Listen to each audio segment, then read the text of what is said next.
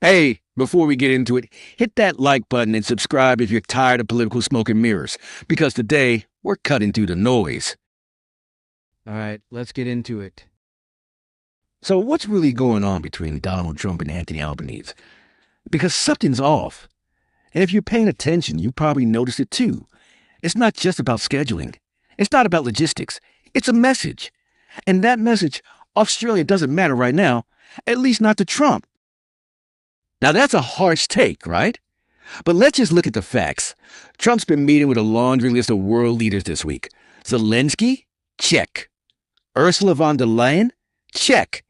Even the presidents of Argentina, Egypt, Indonesia, heck, Jordan got a slot. But Albanese? Nowhere to be seen. That's not by accident. This isn't some clerical error or missed email. This is deliberate, strategic. It's a move. And the reason behind it goes back to something a lot of people miss or maybe chose to ignore. During the last Australian election, Albanese used Trump as a political weapon. He tied Peter Dutton to Trump, basically calling him Trump down under. That might have played well with voters at home, but it didn't go unnoticed in Washington. And now the silence is deafening. Let's be honest here, Trump is petty. He holds grudges. He remembers slights, especially when they're public and personal. You don't get to call him a global threat and expect a warm handshake 6 months later. That's just not how he operates, like it or not. But this isn't just about Trump's ego. It's about Australia's position in the world. And right now, we are not looking strong. We're being sidelined while other countries are getting FaceTime. That's a problem. A big one. Here's why. Security, trade, intelligence, these are not things you can afford to gamble with. The AUKUS submarine deal. That's dead in the water if the U.S. isn't on board. Our role in the Quad? Pointless without coordination. And don't even get started on Five Eyes. If you're not on speaking terms with the U.S. president, how do you expect to keep that alliance functional? It's not just political theater. It's national security. And what's worse, Albanese doesn't seem to get it. His team is treating this like some kind of PR hiccup, a little bump in the road. But this isn't a bump, it's a message. And if Australia doesn't respond, we're going to fall behind. Look, we can talk all day about how Trump operates. He's unpredictable. He's transactional. He's hard to work with. But he's also the guy in charge of the most powerful country on earth. And if your entire defense strategy relies on that country, then maybe, just maybe, you swallow your pride and play the game. Because that's what diplomacy is. It's a game. You don't have to like the players, but you need to understand the rules.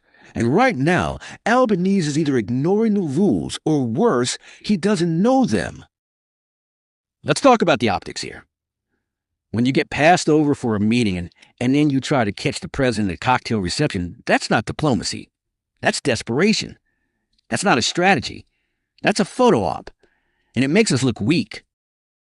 Meanwhile, other countries with way less geopolitical value than Australia, are getting more respect. Why? Because they're playing it smart. They're adapting to the situation. They're not lecturing Trump. They're working with him. And look, I get it. There's a moral argument to be made. Maybe you don't want to cozy up to someone you fundamentally disagree with. Maybe you think it's worth taking a stand. But here's the thing. Foreign policy isn't about feelings. It's about outcomes. And let's not forget, this isn't just about Albanese. This is about Labor's entire approach. They thought they could score points by mocking Trump. They thought they were being clever. But in international relations, memory is long, and Washington has a long memory. So where do we go from here? First off, we need to stop pretending this is normal. It's not. It's a red flag. The U.S. is our most important ally. If we can't even get a proper meeting, that's a serious issue. It's not just embarrassing, it's dangerous. Second, we need to stop treating diplomacy like domestic politics. This isn't about who wins the next election. It's about whether we can defend ourselves in the next decade. And that means serious strategic engagement with whoever's in the White House, even Trump. Third, we need to reassess who we're sending to represent us. Kevin Rudd? Come on.